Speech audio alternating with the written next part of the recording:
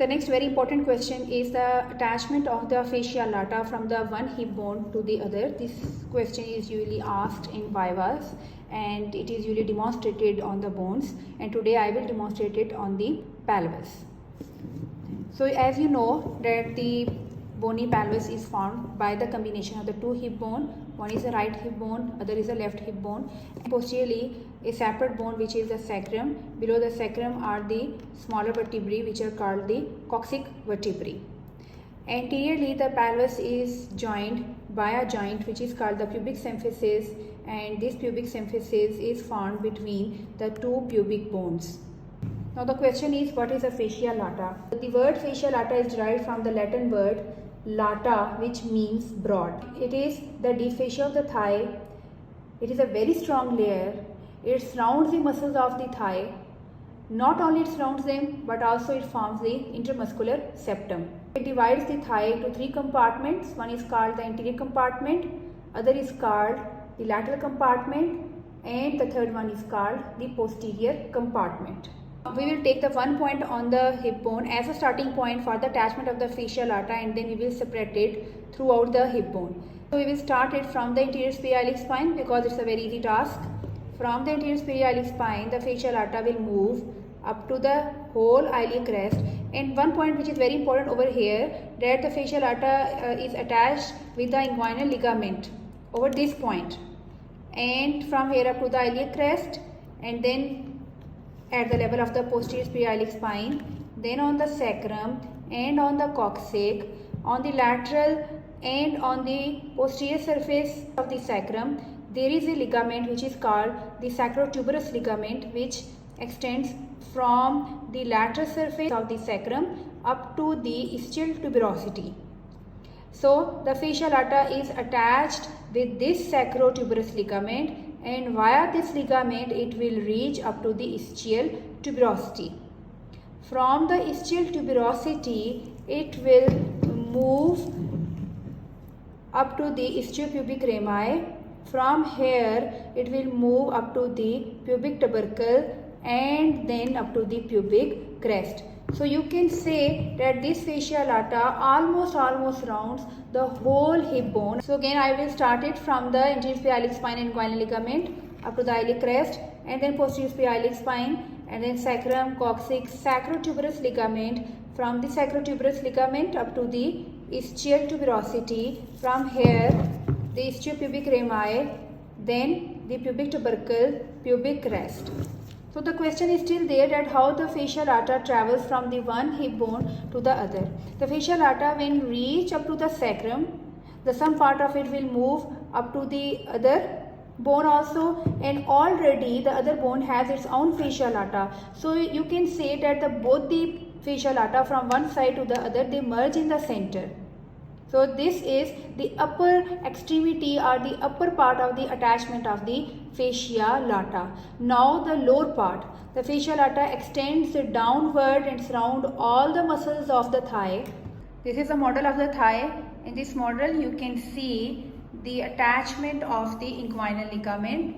Over here this whole is inguinal ligament that extends from the anterior sphenoid spine up to the pubic tubercle. And on this model, this is the number 60. The fascia lata is attached with the inguinal ligament.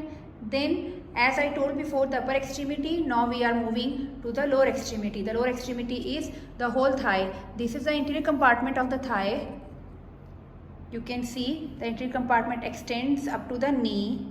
Now, the lateral compartment that extends from the iliac crest, and on the that extends from the iliac crest up to the lateral side of the knee, and then the posterior compartment which extends from the hip up to the popliteal fossa. This is the area of the hip which contains the largest muscle, that is gluteus maximus, and this is the popliteal fossa.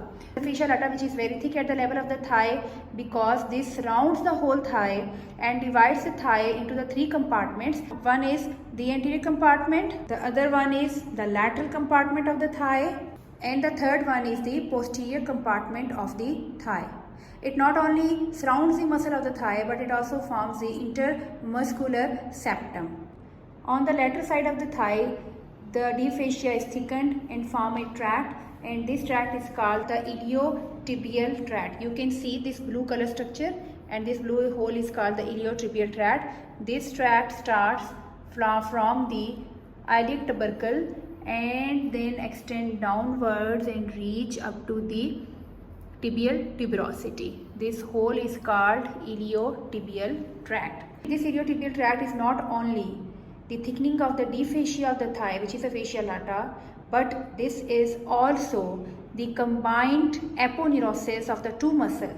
One, the largest muscle of the hip, which is called the gluteus maximus, which is this muscle, and on this model, this is number 5. You can see the number 5 on this model. The other muscle, which is the tensor fascia lata, and this is the number 3 on this model.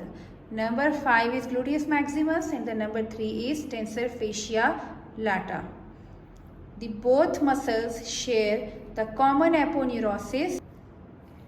This aponeurosis and this aponeurosis, when these both aponeuroses combine with the thickening of the fascia lata and the whole tract, which is called the iliotibial tract, will form. Anteriorly, the deep fascia of the thigh leaves a gap, or you can say it leave a defect.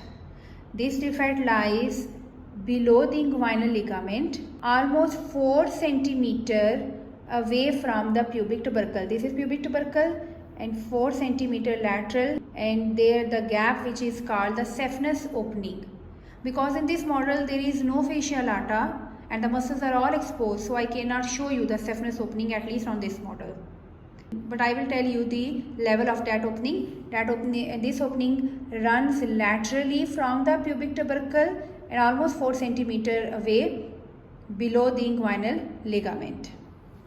The name of the gap is saphenous because the great saphenous vein passes through this gap and then it will drain into the femoral vein, and the femoral vein is visible on this model, that blue colored vein, which is the number 88 on this model. This is the femoral vein. The superficial fascia of the thigh that is continuous with the anterior wall of the abdomen, and this fascia contains a fat and also contains the blood vessels, nerves, lymphatic, superficial veins, etc.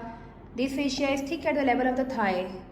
The superficial fascia is thick because it contains a large quantity of the fat, and when it runs downward at the level of the knee, as you know, the knee has an exposed bone which is the patella. This fascia will become very thin, and below the knee again at the level of the leg, this fascia will become thick. So you can say that the superficial fascia is thick at the level of the thigh, superficial fascia is thick at the level of leg, but it is thin at the level of the knee, and it is more thick at the level of the thigh as compared to the leg. It is more thick in the female because the thigh and the body of the female contains more fat as compared to the males.